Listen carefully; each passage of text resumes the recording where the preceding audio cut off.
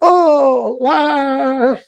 Bem-vindos a mais uma live de saúde mental do Instituto Olhos da Alma Sã, Clínica Social Jung Brasil e rede afiliada.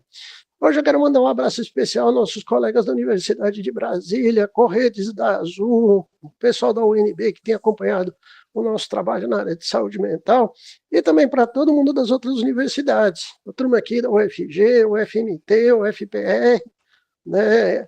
E o tema de hoje nós vamos estar discutindo a saúde mental no campo do ambiente de trabalho. Nós estamos aí diante de uma mudança na legislação trabalhista, que está entrando em vigor, e toda essa história, né, nós estamos acompanhando vários noticiários falando do quanto que as pessoas estão adoecidas na área de saúde mental, né, dentro dessa condição do trabalho. Então, com a gente hoje está uma procuradora, né, do Ministério Público do Trabalho aqui de Goiás, doutora Janilda Lima. Muito obrigado pela sua presença, bem-vinda. Eu que agradeço, Jorge, pelo convite. Maravilha. Está com a gente, né, Francisco Mendonça, advogado societário que atua nesse campo da administração. Bem-vindo, Francisco. Eu que agradeço, uma boa noite a todos, doutor Jorge, doutora, é isso. Oi. Maravilha. E com a gente tá também uma colega que também é psicóloga, né, que atua na área organizacional e também agora na área clínica, a Laís, né, que é ela atua numa das grandes empresas de recursos humanos aqui na região, a Conduzir. Olá, Laís, bem-vinda. Olá, boa noite a todos. Muito obrigada pelo convite, Jorge. Maravilha. Gente, tem sido notório, a gente que atua muito na área de saúde mental, tanto com gestão de pessoas, gestão na área de saúde mental, nós fazemos isso desde 1997, né? Agora, há pouco tempo, né, nós estamos percebendo o próprio governo do estado de Goiás soltar notas, né, vindas, né, da Junta Médica do estado de Goiás com em torno de 14 mil afastamentos de funcionários, né, em decorrência da situação do trabalho, né. Na parceria que a gente tem com o Sindipmu, então um abraço para o Gilmar, né, grande colega, grande colaborador. Há vários anos a gente vem fazendo eventos em parceria com o Ministério Público do Trabalho, né? E alguns anos atrás, até o procurador Alpiniano estava falando do problema do assédio no campo corporativo. Tanto é que esse foi um dos temas de palestra que eles haviam solicitado. Eu queria começar discutindo a vinculação do assédio com essa mudança da legislação. E queria começar com a procuradora Janilda sobre esse tema, por gentileza. Tá? Porque eu sei que a transformação da legislação vem em decorrência, inclusive, né, dos inúmeros casos que vocês recebem aí, imagino que semanalmente, né? Eu lembro deles terem soltado um número, não lembro com precisão exata, mas era uma questão também que beirava 10, 12 mil casos, né, de assédio, né, que vocês estavam recebendo aí da comunidade. Né? O que a senhora diz dessa realidade hoje? Não só regional, mas que imagino que se estenda para o Brasil inteiro. Eu vou te dizer, Jorge e colegas que estão participando aqui dessa live, que essa temática, ela não tem origem apenas no nosso país, não. Ela tem origem em estudos, começou a ser preocupação da OMS, quando percebeu que grande parte da população estava adoecendo, população mundial. E esse adoecimento era um adoecimento referente à saúde mental, quer dizer, a saúde mental das pessoas, né, estavam piorando, isso em âmbito mundial, E a OMS passou a monitorar as bases, digamos assim, dessa piora, né? Onde que ela estava centrada. E, num determinado momento, depois de várias pesquisas que foram feitas, né, a OMS começou a perceber que havia uma relação muito grande entre adoecimento e trabalho. E um dos fatores que apareceram nessas pesquisas que ocasionava adoecimento dos trabalhadores, e às vezes adoecimentos graves, depressões graves, até suicídio, era o assédio moral. Assédio moral, assédio sexual, estruturas politicamente voltadas para assediar, que é o assédio organizacional, elas passaram a ser observadas e em várias pesquisas, mas citando uma que até foi mais recente, que é o relatório anual do Estado Mental do Mundo, que foi publicada em 2023. Ela cita algumas coisas muito importantes, ou seja, havia 1 bilhão de pessoas no mundo vivendo com algum transtorno mental.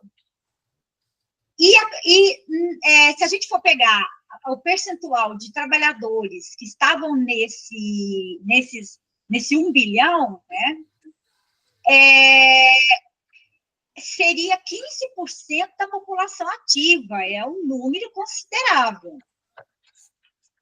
Se a gente pegar esse dado da OMS e transpor para o Brasil, por exemplo, assim, dados de pesquisa, né, que correlacionam saúde mental e trabalho, a gente também vai encontrar pontos muito sérios, como, por exemplo, né, que a saúde mental do brasileiro tem o terceiro pior índice de saúde mental dentro de um ranking de 64 países do mundo. O Brasil lidera o ranking da ansiedade e depressão, né, na América Latina, e as taxas mundiais de suicídio, embora estejam aumentando, na América Latina não estão diminuindo no mundo, na América Latina está aumentando. Inclusive, o Brasil tem um índice muito, assim, um aumento a cada ano considerável de suicídios. Por exemplo, de 2022, em comparação a 2021, foram 11.000,8% de aumento nas taxas de suicídio, né? E os pesquisadores também, né, em pesquisas realizadas já no Brasil, que é o Anuário Brasileiro de Segurança Pública, concluíram que, na época da pandemia, a saúde mental, ela piorou sensivelmente, especialmente por causa dos efeitos da pandemia no mundo do trabalho, o aumento do desemprego, a precarização das condições de trabalho, né, decorrente de toda aquela desestrutura que aconteceu, e isso, combinados, né, com todos essas dificuldades e questões de saúde mental ruins que o Brasil a população estava tendo, se a gente considerar o índice geral, né, olhando a questão fora do trabalho, se isso combinado, acaba por aumentar e fazer uma interface muito próxima entre a saúde mental da população e a saúde mental dos trabalhadores, né? Isso, enquanto a OMS estava fazendo essas pesquisas, a OIT também realizou uma pesquisa em 2022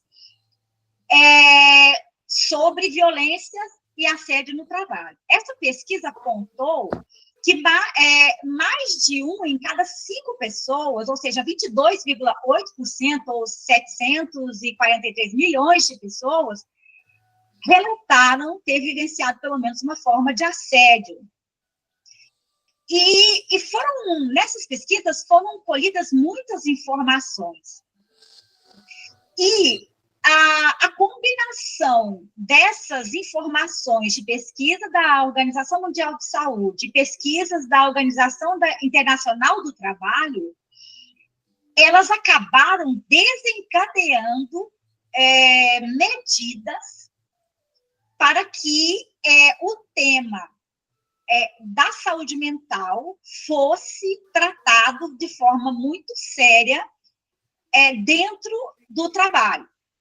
Primeiro porque o número de pessoas na idade ativa que estavam sofrendo de transtornos era muito grande, e porque também grande parte da nossa vida ela é vivenciada no trabalho, a maioria de horas. Então, quando você tem uma sociedade que, por vários fatores, por muitos fatores, multifatores, tem um aumento, uma piora da saúde mental, e esse trabalhador também é afetado, e ele já está afetado e chega no trabalho. Se o ambiente de trabalho for ruim, ou tiver assédio, ou assédio moral, sexual, discriminações, qualquer assim, tipos de violência que ataquem a sua dignidade, essa saúde mental, com certeza, ela vai piorar sensivelmente. E hoje é consenso na jurisprudência que, mesmo que um acidente de trabalho, uma doença do trabalho, ela tem como causa essa responsabilidade, a responsabilidade do empregador, ela não o empregador não é eximido dessa responsabilidade. E isso, só para finalizar, fez com que a OMS e a OIT se organizassem, se unissem para lançar uma política para convencer as empresas a mudarem suas políticas e a tratarem melhor da saúde mental. Esse, em suma, assim, muito rapidamente, porque tem outros elementos bastante importantes, mas acho que a gente vai falando mais adiante. Desculpa até ter me alongado, mas eu precisava... Não, mas muito bom, doutora. Francisco, né, o senhor que é um advogado super conceituado aqui na região, né, a gente está vendo um verdadeiro cavalo de pau, uma mudança radical, né, que, pelo que a gente está percebendo, as instituições públicas e privadas vão ter que se adequar, né, nessa normativa nova que está vindo aí para o mercado. Por quê? A gente tem aí um hábito já antigo, né, dos gestores, né, usarem o chicote, a chibata, né, humilharem, tratarem mal o funcionário, e hoje em dia isso é inadmissível, né? A pessoa que quer cair nesse tipo de coisa, né, ela vai ter sérios problemas na justiça, né? Você quer comentar um pouquinho o que é essa normativa a NR1 está trazendo de mudança para o mercado, e o tanto que os empresários, as organizações públicas e privadas têm que fazer para se adaptar para isso? Né, porque é uma mudança de paradigmas. Certamente, doutor Jorge. E, ouvindo aqui atentamente os dados trazidos pela doutora Janilda, me faz reportar que o Brasil infelizmente, né, um dos primeiros países do mundo em adoecimento mental, em particular, é o transtorno de ansiedade, é o segundo das Américas. E é interessante, antes de entrar propriamente na questão jurídica, da gente tentar descobrir, ou melhor, traçar uma linha temporal do porquê dessa insanidade coletiva, né? Eu me valho de duas pessoas nascidas aqui no continente sul-americano, um do lado e outro do outro, da Baía do Rio Prata, né? Pepe Mujica e Jorge Bergoglio, né, o Papa Francisco, em que ambos têm uma observação muito interessante sobre essa sociedade de consumo alucinada que nós vivemos. Não é? E, ao fim e ao cabo, é muito interessante que eles dizem o seguinte: você paga o consumo que você não precisa demandar por ele, não com dinheiro, mas com o tempo da vida que você gasta para conseguir o dinheiro para você pagá-lo. Isso é muito interessante. Por que eu pontuo isso? Porque tem uns reflexos na nossa vida pessoal e nas relações de trabalho, seja no ambiente do setor público, seja no ambiente do setor privado. Eu tenho 30 anos de advocacia, né, dedicado à atividade empresarial e societária, né, principalmente hoje, quando digo societária, é cooperativas. E a gente observa muito esta questão do assédio. Você falou, Jorge, por exemplo, que o empregador usa-se, né, do poder hierárquico para usar, né, uma aspas, a chibata. Isso eu observo muito lá no início da minha advocacia, nos anos 90, e, graças a Deus, isso melhorou muito, e melhorou também, né, valendo-se aqui do que o Nelson Rodrigues sempre fala, que o consciência do brasileiro é o medo da polícia, com muita intervenção, com muita fiscalização no setor agropecuário, em que o ranço do escravagismo ainda permeava muito os empregadores nessa área. A forma em que se trata o trabalhador. E olha que eu sou advogado da parte empregadora. Então, a minha intervenção, desde o primeiro momento, sempre foi uma intervenção para se evitar o litígio, e se evita o litígio, obviamente, cumprindo a legislação, o mínimo que seja. Então, essa situação do assédio, de fato, ela, além de ser repugnante do ponto de vista da relação humana, ela é contraproducente na relação de trabalho. Sim, até porque, Francisco, tem várias empresas que têm N prejuízos, e o primeiro prejuízo, depois até vou passar a palavra para a Laís, é a perda do material humano, que você desmotiva uma equipe, você não consegue fidelizar colaboradores, né? Você tem demissões em massa coletivas, né? Você tem, daqui a pouco a Laís passa por isso tudo, né? E a gente está falando num mercado que tem lucro cessante, tem prejuízos, vai ter que responder processo, e com essa mudança de legislação, tanto o gestor é responsabilizado, quanto a empresa, né, a organização. E é interessante porque essa questão do assédio, seja ela do ponto de vista moral, do ponto de vista sexual, o primeiro reflexo que nós temos dentro da empresa, da cooperativa, é o abstencionismo. A pessoa não tem motivação para ir. E depois acontecem situações deletérias. A indústria de alimentos. Olha só o perigo que se tem dentro do ambiente deste, em que, se você não consegue manter um nível de relacionamento humano suportável, a quantidade de prejuízo não é para o empregador, não, para a saúde pública. Eu advogo para uma cooperativa de transportes em que nós temos que ter muito cuidado para aqueles trabalhadores que prestam serviços dirigindo o coletivo urbano, porque isso pode nos trazer prejuízos não para cooperativas em acidentes materiais, mas o risco à própria coletividade. E como que nós conseguimos verificar isso? Justamente valendo-se e implementando, e aí a doutora Laís vai nos pontuar,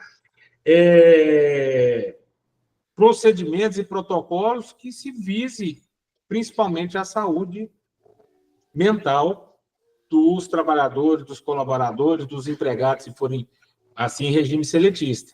E aí, só concluindo, a Lei 14.831, ela, para mim, inova e ela traz algo que é importante. É claro que o desdobramento disso para aqueles que não cumprirem, né, a NR1, ela vai trazer isso, a fiscalizar primeiro procedimento educacional, de orientação, mas depois vem a fiscalização e a punição. Mas ela traz também algo muito importante, que eu achei inovador, que é o certificado da empresa promotora de saúde mental.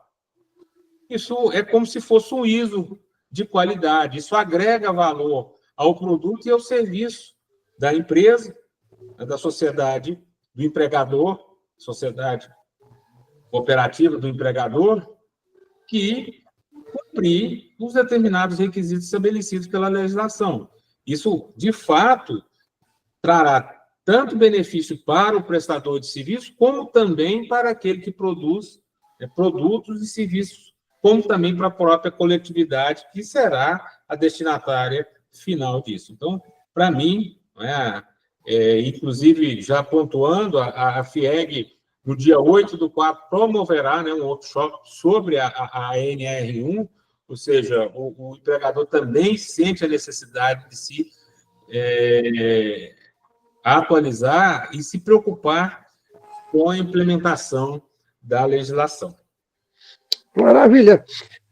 Laís, né, você que atua bastante aí no segmento do agro, né, recrutamento, seleção, treinamento, a gente sabe que mexe com RH, a dificuldade que é manter uma equipe, né, em harmonia, segurar bons colaboradores no segmento do trabalho, né? Você treinar e qualificar um novo colaborador, a dificuldade que às vezes a gente gasta 5, 6, 8 meses, 1 ano, até aquele novo colaborador estar trabalhando direito. E, de repente, né, o novo gestor da empresa, o primo do dono, conhece o primo do dono, Laís? Eu adoro o primo do dono, né? Ele retira ele daquele boteco, copo sujo, lá no tal do Guapó, e fala para ele, ó, agora você cuida daquela área lá da minha empresa. Ou seja, você promove quem não tem menor condição de ter cargo de liderança para ser líder. E aí, de repente, o primo, adoro o primo, manda um abraço pro primo do dono da empresa, tá? Aquela pessoa que jura que acha, que não tem formação técnica nenhuma, ele pega, né, aqueles 16 funcionários que você teve que treinar, ele é do S4 e o resto da equipe vai embora, para não falar que quando vai embora ainda processa a empresa. E aí, Laís, será que o pessoal vai adotar essa legislação ou será que vai fingir, né, que conseguiu se adaptar? O que você acha? Boa noite. Olha, Jorge, eu acredito que precisa realmente ter um trabalho maior de conscientização. Vejo que ainda é distante, essa legislação, ela é antiga, né, agora com essa atualização. Então, com a força agora, né, da legislação e das fiscalizações, talvez esse trabalho agora seja mais reconhecido dentro do corporativo, né? Como você bem falou, empresas familiares, ela realmente tende a ser ali, né, ter algumas características que trazem essas questões do assédio moral, né? Então, só reforçando esse tema, esse assédio moral, ele pode ocorrer assim quando tem uma exposição repetitiva de situações humilhantes, né, constrangedoras, abusivas, enfim. E aí a gente pode trazer alguns exemplos que são reais, né? Por exemplo, quando você quer desligar um colaborador, isso eu vejo constantemente, e você não desliga, né? O líder, quando eu falo você, o líder, né? Trazendo aqui para um exemplo, não desliga, começa a retirar dele, né? Começa a tirar dele algumas atividades que são principais e não comunica, né? Vai deixando ele ali angustiado, vai deixando ele ali ansioso. Todo mundo sabe que ele vai ser desligado, mas o líder faz questão que ele fique ali, né, entre aspas, de castigo, até que a pessoa peça demissão, né, depois de um adoecimento, depois de muita tristeza, ou mesmo situações onde tem muita sobrecarga, né, de trabalho, metas que são inalcançáveis, né, e a gente sabe que a pessoa muitas vezes não tem a competência ou mesmo a preparação para estar naquele cargo, como você mesmo trouxe o exemplo, e aí coloca essa pessoa lá, e essa pessoa começa a entrar em sofrimento, desenvolvendo aí ansiedade, estresse crônico, né, como o doutor falou, enfim, são vários os exemplos que eu posso trazer aqui, e infelizmente eu ainda vejo que está distante, viu, doutora Janilda, a questão da conscientização dos líderes e principalmente os CEOs, os diretores. Eu, como venho do agronegócios, né, a gente percebe ainda ali um movimento mais rígido, mais conservador, mais tradicional, onde o homem tem que dar conta, né? Então, assim, são situações, sim, que a gente vai ter muito trabalho aí pela frente, viu, Jorge? Vamos trabalhar bastante. Opa, eu vejo que isso só está iniciando, né? A lei começa a entrar em vigor agora, mês de maio, mas eu acho que o segundo semestre promete. Doutora Janilda, eu acho interessante, porque, particularmente na área de saúde mental, aqui coordenando, né, o Instituto, a Clínica Social, né, ano passado nós fizemos 92 mil atendimentos, encaminhados de várias unidades, a gente recebe muitos trabalhadores, e a tal da meta, né, que alguém põe na cabeça que a gente tem que bater a meta. Eu acho que não tem forma de assédio mais alucinada e mais delirante que a tal da meta, né? E é interessante que isso perpassa não só pela iniciativa privada, mas também por várias instituições públicas, né? Que aparece um gestor que cai, sabe lá Deus da onde, aí ele faz lá uma consultoria também, sabe lá Deus com quem que ele fez aquilo, e fala, não, vocês estão produzindo pouco. Né? E põe serviço demais para quem não tem a menor condição, né, de estrutural de trabalhar com isso. Eu imagino que aí dentro do Ministério Público do Trabalho vocês devem lidar demais com essa questão. Metas absurdas e sobrecarga. Na verdade, assim, são duas perspectivas que têm que serem observadas, né? Metas de toda empresa, todo trabalhador, ele tem que desenvolver. Eu, por exemplo, né, assim, nós temos inquéritos que vão surgindo, e se a gente não se esforçar de alguma maneira para poder dar uma resposta, resolver os inquéritos, a gente vai estar ocasionando um problema para outra pessoa, né, que precisa do nosso apoio.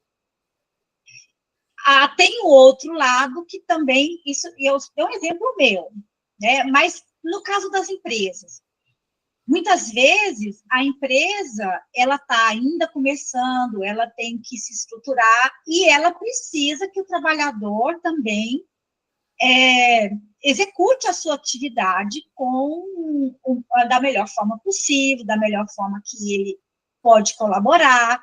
Então,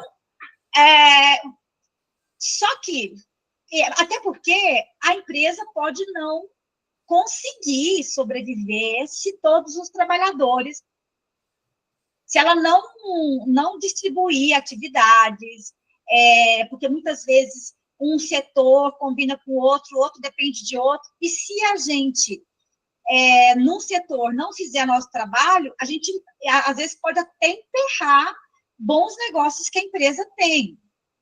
O grande problema é essa questão que o doutor trouxe, ele falou do consumismo, mas existe um contexto muito maior, que é o contexto da competição, das empresas umas com as outras, da produção infinita, como se nós tivéssemos, inclusive, possibilidade de produzir infinitamente.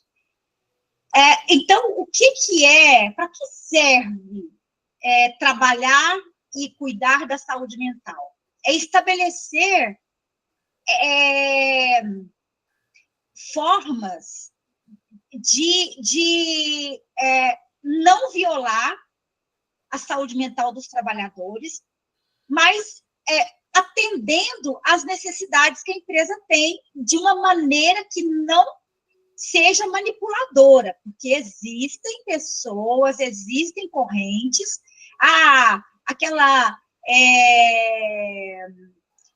teve várias correntes que foram, agora fugiu a memória, aqueles trabalho de excelência, né, que algumas correntes de RH surgiram nos anos... Gestão por resultados, alta performance. Isso, tudo isso aí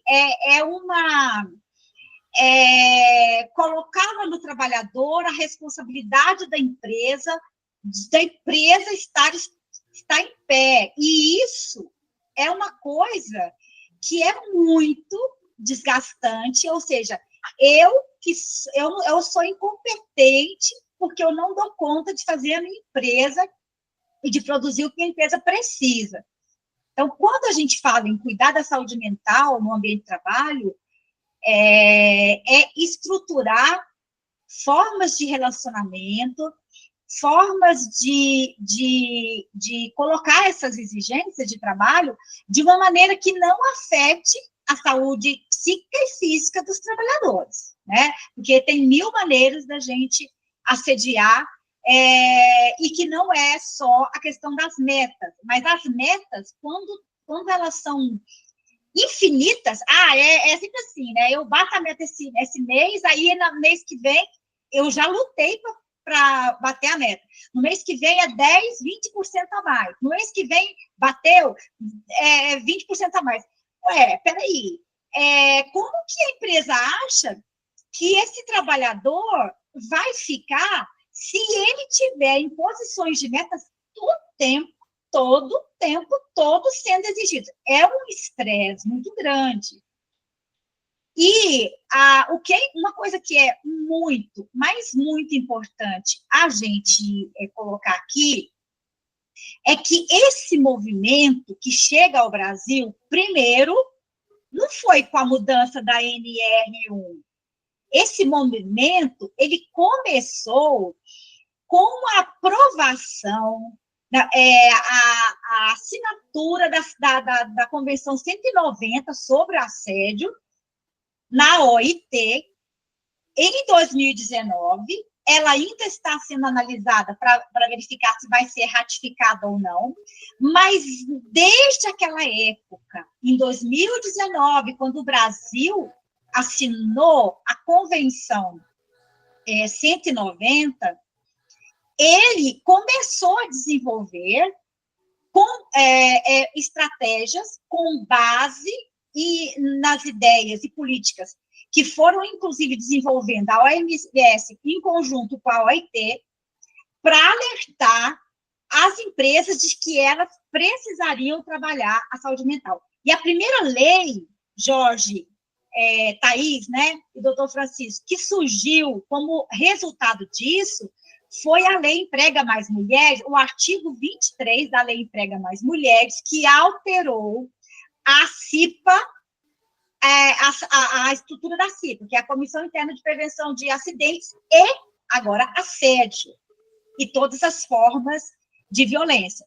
Essa foi a primeira lei que estabeleceu canal de denúncia, estabeleceu normas para que a empresa colocasse nas suas normas internas sobre o assunto, que as empresas fizessem a capacitação dos cipeiros para trabalhar com essas temáticas, e mais, fizesse a capacitação de todos os trabalhadores. Uma capacitação, ao menos, a cada 12 meses. Maravilha.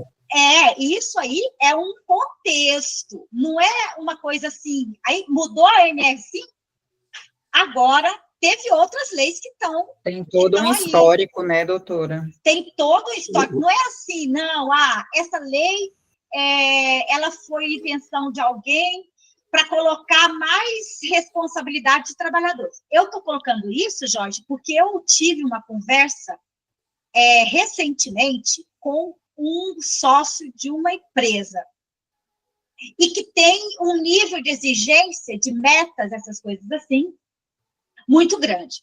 Aí ele me disse o seguinte: mas isso aí, eu acho que é muito bom, é muito importante, eu concordo. Só que é, mais uma vez, o empresariado sendo obrigado e sendo penalizado para assumir uma responsabilidade que não deveria ser dele, que deveria ser do Estado. Bom, e eu vou parar, porque vou deixar os meus colegas falarem, e você também, sobre essa questão, que é uma questão importante, viu? É muito importante isso, a gente abordar isso. Não pode falar, né? Não pode falar de saúde mental no trabalho, né, Jorge, colaborador. Chegar com atestado de saúde mental é um tabu ainda dentro das corporações. Imenso! Não é? Ok. E eu chamo a atenção de quem está nos assistindo, gente, até de quem é empresário. O custo para quem é empresário de um funcionário, né, que é afastado por depressão, ele é altíssimo para o empresariado, né, porque vai sobrecarregar os funcionários, os colaboradores que ficaram, é um a menos. Tá, mas encostar pelo INSS, a empresa paga 15 dias, mas até você repor aquela mão de obra, né, Laís? Às vezes a gente gasta aí, no mínimo, um mês, até voltar a selecionar hoje de em novo. dia, 40 dias no mínimo. Pois é, 40 dias, até treinar essa pessoa para ela ficar boa de volta, quanto tempo vai? Então, o empresariado também tem que acordar. Por quê? O que nós estamos vendo é que para o próprio mercado de trabalho, isso também é péssimo. Desmotiva a equipe inteira. Né, Francisco? A gente vê também toda uma questão aí jurídica também de perdas, né, de processo que acaba acontecendo. As consequências, e aí quando se fala de ações indenizatórias em decorrência de acidente e doença do trabalho, a gente sempre pensa daqueles exemplos clássicos, né? Mas o adoecimento mental é consequência de todo esse processo aí de desumanização da produção, né? Essas metas realmente elas querem atender talvez uma situação que nem precisaria ser atendida. Mas isso é um outro ponto da discussão, talvez, né? O que eu queria chamar a atenção aqui, que o Jorge falou uma coisa interessante, e que eu sempre faço observação aos meus clientes. A equipe que presta serviços para uma empresa, para uma cooperativa, é de fundamental importância que ela mantenha-se coesa e leal à própria estrutura em que ela trabalha. A reforma de 17, se eu não estou me enganado, mas é 17, de 2017, da reforma trabalhista, ela trouxe várias situações de precarização da relação do trabalho, mas ela trouxe algumas questões interessantes, e eu vou falar da minha experiência como advogado, principalmente para o empregador, né, pecuarista e o agricultor. Eu não gosto muito de utilizar a expressão agronegócio, porque eu acho que é uma expressão tanto quanto estigmatizada, né, e desgastada, mas o que acontece, né, na agricultura mecanizada? Hoje, aquela visão que nós tínhamos do trabalhador rural, né, do Jeca Tatu, com a calça pega-marreco, descalço, né, com a enxada nas costas, não existe mais. Né? A agricultura mecanizada ela é moderna, né? Ela opera com máquinas, além de extremamente caras, mais complexas na sua operação. E como que você consegue manter essa equipe coesa? Proporcionando recuperação, né, incentivo financeiro, e aí a reforma de 17 propiciou, né, a formalização do que já era feito no dia a dia, que é dar, por exemplo, a produção na colheita da soja, né, ter a participação de tantas sacas de soja, sem que isso seja dentro do próprio salário com todos os seus reflexos. Mas alguns empregadores, além disso, o que eles estão incentivando os seus empregados ou trabalhadores autônomos, né? Muitos estão, por exemplo, propiciando bolsas escolares para que seus filhos, os filhos desses prestadores de serviço, possam estudar em escolas que formem técnicos na área do agronegócio. Isso é uma forma de você materialmente trazer essa equipe para a prestação de serviço de uma forma coesa. Mas nós temos que ir além. Como é que se dá a relação entre este empresário e o prestador de serviço? O grande problema é também cultural. Sim, eu vou entrar nisso aqui, eu vou jogar uma pergunta agora para lá sobre isso. E aí nós temos que superar toda uma tradição, né, arcaica nesse país, em que eu sou o dono, aspas, do negócio, eu mando e faço do jeito que eu quiser. Não, exato, a visão coronelista, né, professor? A situação não é bem isso. Isso termina afastando, né? Hoje ninguém aguenta mais ouvir o grito de alguém. Não, pera lá. Não se grita mais com ninguém. Ninguém aceita e ninguém mais admite uma situação dessa. Então, para o empregador, se ele não conseguir se reinventar nesta situação de manter a equipe que ele tem, principalmente, como eu dei o exemplo, lá do agronegócio, mas eu advogo para cooperativas, por exemplo, de saúde.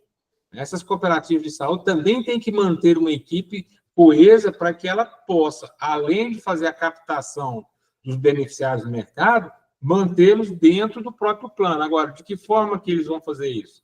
Ele tem que ter não só o incentivo financeiro, porque é claro que o incentivo financeiro é pressuposto, mas ele tem que se sentir, igual a doutora Anido, pertencido, tem que ter um sentimento de pertencimento ao local aonde ele está prestando serviço. E aí, como a doutora Laís diz, este ambiente, né, de campo de concentração em que ele vai ficar isolado para que depois seja demitido, isso é assédio, né?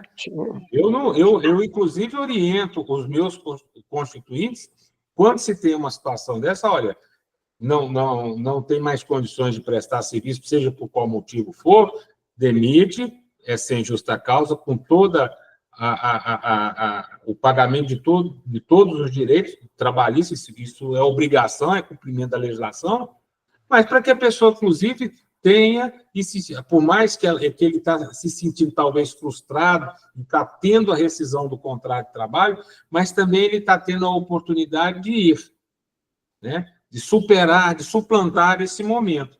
Agora, mantê-lo numa situação dessa, aí não, isso é contraproducente. Jorge, Exato. Eu queria só fazer um adendo a isso que ele falou, que eu acho importante. O Christophe Dejour, que é o criador da psicodinâmica do trabalho, que estuda o prazer e o sofrimento no trabalho, ele fala uma coisa muito importante. Ele diz que 2 pontos são muito importantes para manter a saúde mental dos trabalhadores.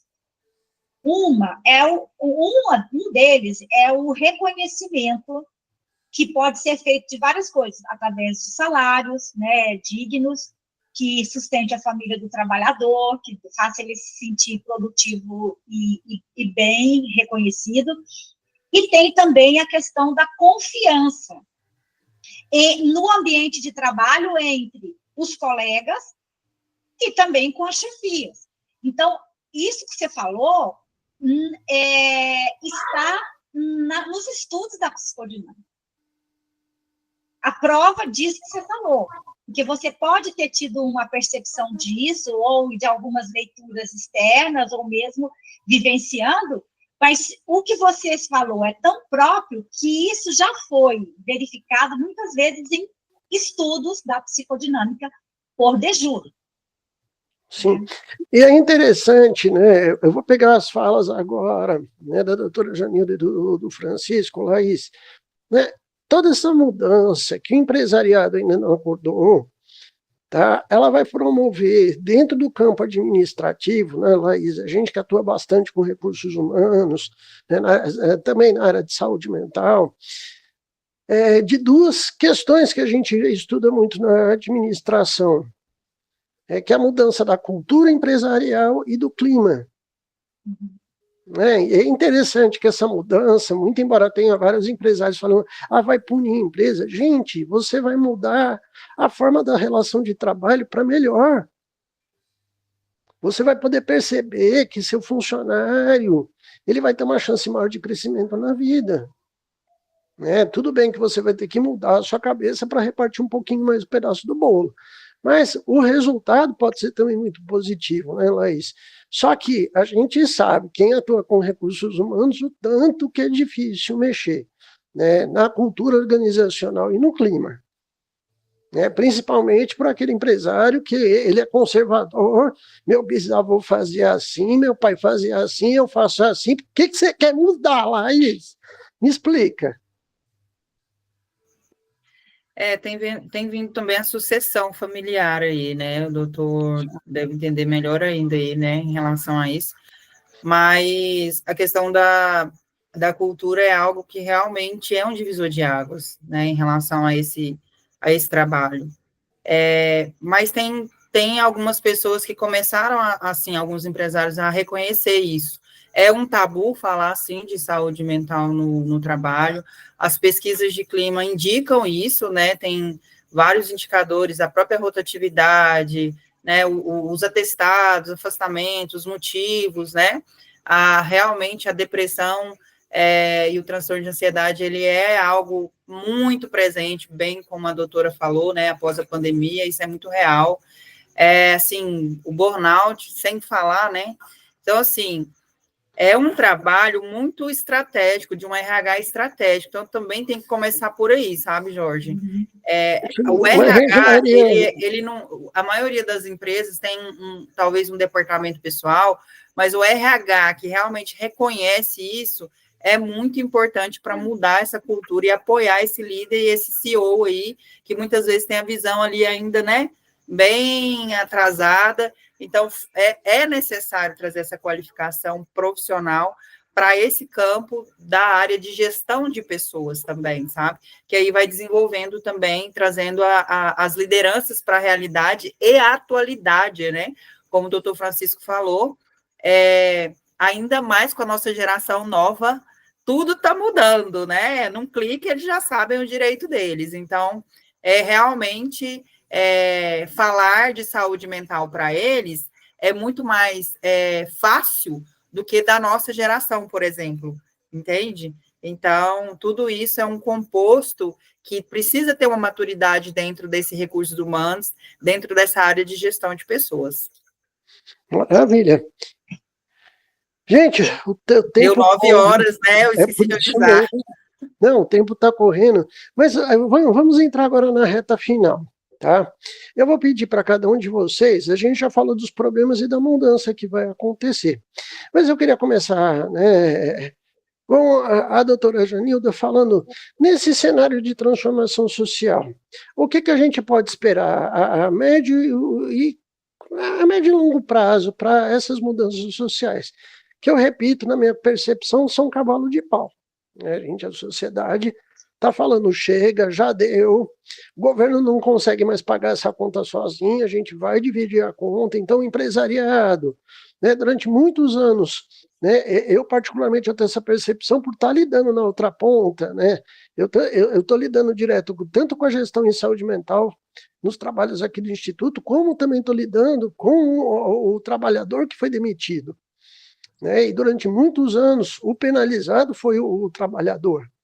E esse trabalhador pode ser até mesmo o gestor que foi mandado embora. A gente não está falando só do peão de chão de fábrica, né? A gente está falando também do empresário, que a empresa dele, por ter sido mal tocada e mal gerida, a empresa fechou. Tá? O que a senhora percebe de perspectivas, até para a gente falar acalmar também o coração desse empresariado, né? A turma da área de saúde que também tem que se adaptar para essa nova mudança. Né? Eu queria 2 considerações finais nesse sentido. Certo.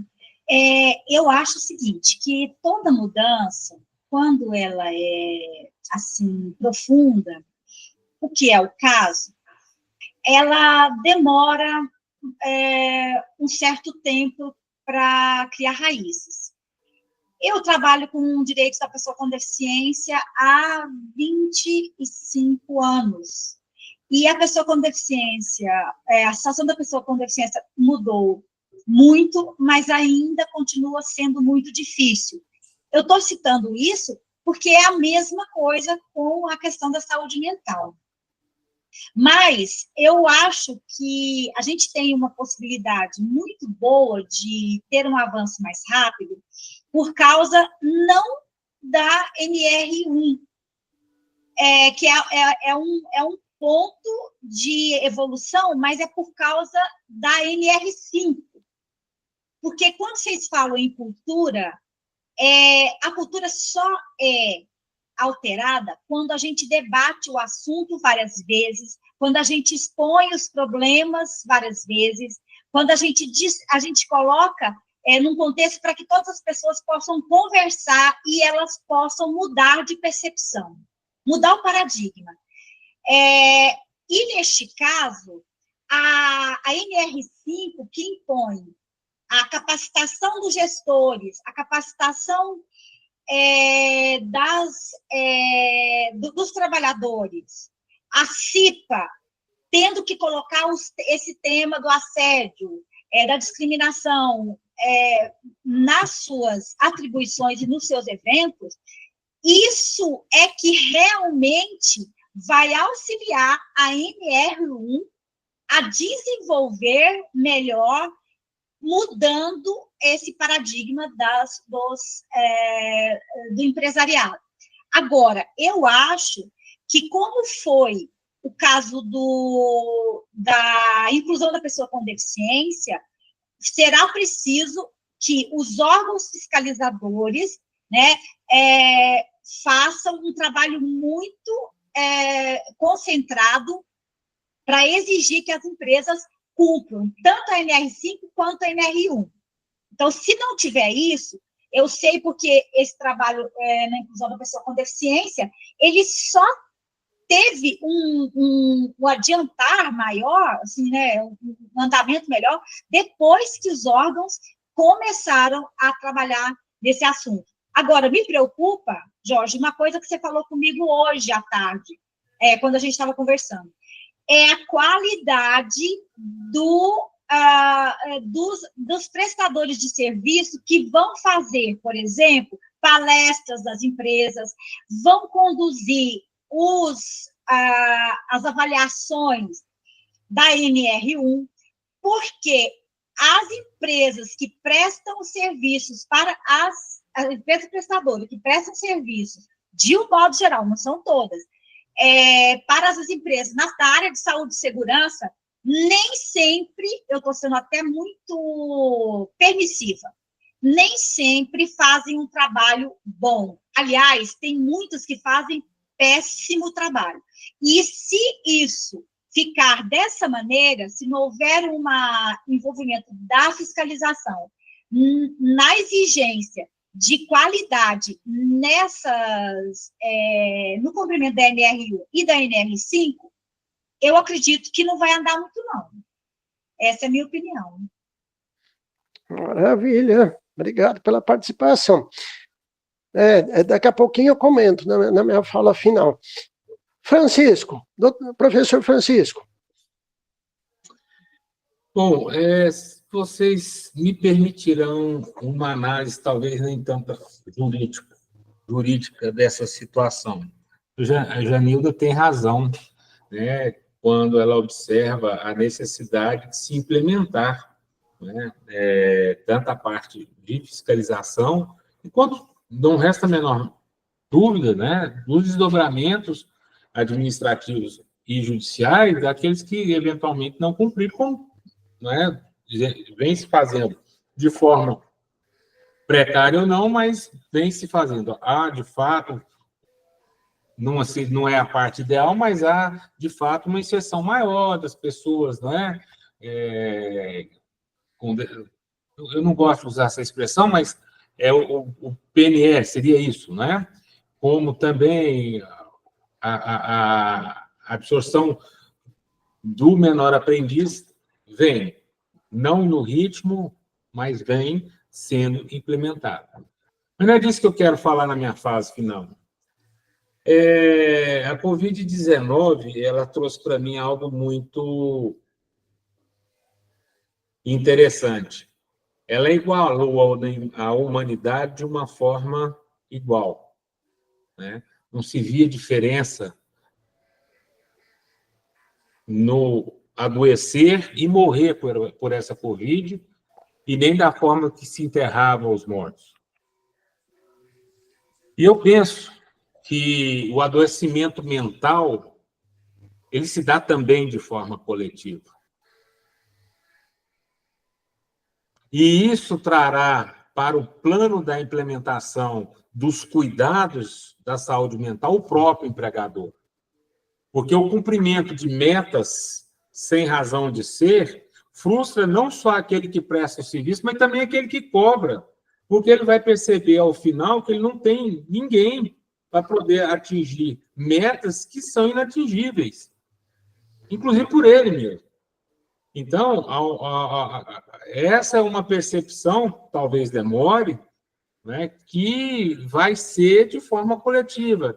Essa capacitação, tanto dos prestadores de serviço quanto também dos empregadores, ela se dará. No momento ou outro, se dará. Agora, quando isso acontecer, ele não sabe. Até lá, de fato, os órgãos de fiscalização terão que estar, né, implementando as normativas, até porque, se assim não for, nós vamos... Né, há quanto tempo? Há 30 anos atrás, gosto de mencionar lá, quando eu comecei, lá em 94, 95, advogando para o produtor rural. A maior dificuldade do mundo, naquela época, de 94, 95, era convencer o produtor rural a assinar a carteira de trabalho. Né? Isso, hoje, ainda acontece, não resta a menor dúvida, não estou relativizando, mas na região onde eu advogo, que é mais ao sul do estado de Goiás, é uma situação já não mais recorrente como era há 30 anos atrás. Evoluiu. De forma bem lenta, sim. Né? Mas eu acredito que essa questão do cuidado com a saúde mental, ela vai vir de uma forma mais contundente, porque é uma doença que se tem de forma também coletiva. Maravilha. Obrigado pela participação. Laís, vamos lá, tuas considerações finais. O que você prevê aí para a nossa área, aí, tanto de RH quanto a área de saúde? Com certeza é a busca da qualificação, né? Como foi bem enfatizado, tanto das profissionais que estão aí na frente, né? Quanto dessas lideranças. É aí que vai começar, né? Os programas, né? As políticas muito bem claras, definidas, as campanhas internas, né? As metas claras, desenvolver a confiança, como a doutora Janilda falou, né? É muito mais isso, e com certeza, doutor Francisco, as pessoas, principalmente os empresários, né, o empregador, sim, sofrem, assim, de uma maneira bem mais calada e silenciosa, porque ele não pode se expor, né, então, sim, ele é como um colaborador, né, gente da área de gestão de pessoas, a gente cuida deles também, né, eu tenho vários clientes que estão doentes e adoecem os seus colaboradores, né, vamos colocar assim. Então, a minha mensagem final é que a gente busque se atualizar. Para mim foi maravilhoso a sua fala, doutora Janilda, eu vou até pesquisar mais alguns pontos que você trouxe, doutor Francisco também.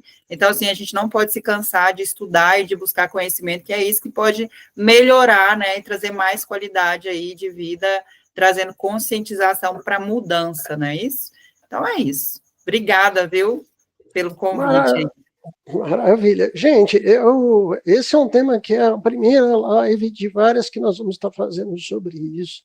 São mudanças estruturais no mercado. Particularmente, eu acho que, eu concordo com a doutora Janilda, até pelo que eu tenho observado aqui, mal começou a se ventilar.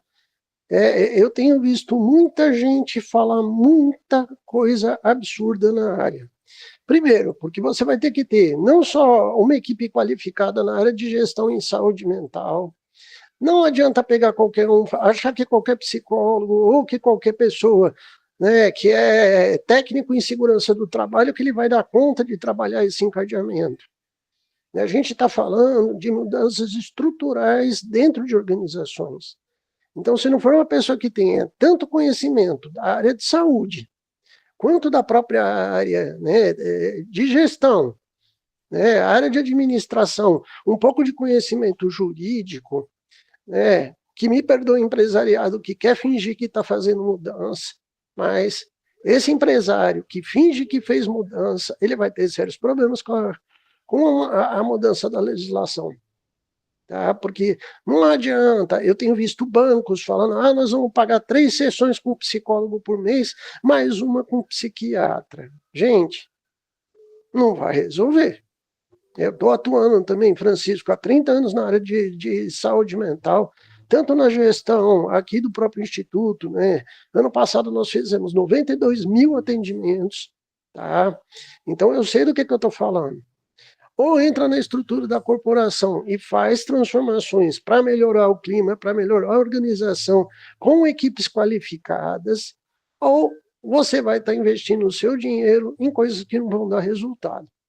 E aí o prejuízo é certo. Né? Caso não queira mudar, você vai ter que ir para os tribunais justificar aquilo que era para ter sido feito e não foi. E aí é prejuízo na conta. E o principal prejuízo, eu gosto muito de falar, gente, é uma dificuldade. Né? Você montar uma equipe, motivar uma equipe, ter um trabalho harmônico com colaboradores mais felizes, mais integrados na realidade do nosso mercado. Então, não joga fora o seu principal tesouro, que é o material humano que você desenvolveu na sua equipe. Tá? Cuida de você, cuida dos teus, para ter um crescimento coletivo mútuo. Eu acho que isso é o mais legal. Né? A nossa política aqui de atuação no Instituto Olhos da Maçã é essa. Tanto é que a gente tem o reconhecimento dos nossos colaboradores nesse sentido. Né? Nós estamos atuando aí desde 97. Então, eu não falo numa questão que a gente não tem experiência de vivência, pelo contrário. Né? Nós estamos levando essa experiência para vocês. Então, vale a pena refletir sobre isso. Né? Fazer o trabalho certo, fazer as adaptações certas, para todos nós termos crescimento. E, gente, ninguém quer ver um colaborador com depressão. Né? É muito triste você ver um pai de família adoecido. E a gente pode fazer, né, a melhoria de vida das pessoas que estão à nossa volta. Pensa nisso, faz a sua parte para a gente poder ter um mundo melhor. Eu acredito muito no coração de cada um de vocês, que a gente pode fazer sim essa transformação. E o mercado pode ser mais humanizado, né? Sem metas delirantes, sem coisas absurdas, as coisas mais realistas, mais reais, mais produtivas. Eu acho que nisso, sim, nós podemos ter crescimento. Tá bom? Gente, muito obrigado pela participação, doutora Janilda, por dispor do seu tempo, né? Professor Francisco, muito obrigado. Né? Eu agradeço. Laís, muito obrigado pela presença. E, gente, até a nossa próxima live. Valeu! Uma boa noite a todos. Até Tchau, mais. boa noite. Boa noite. Obrigado, Prazer gente. conhecê-los. Prazer todo meu. Até mais.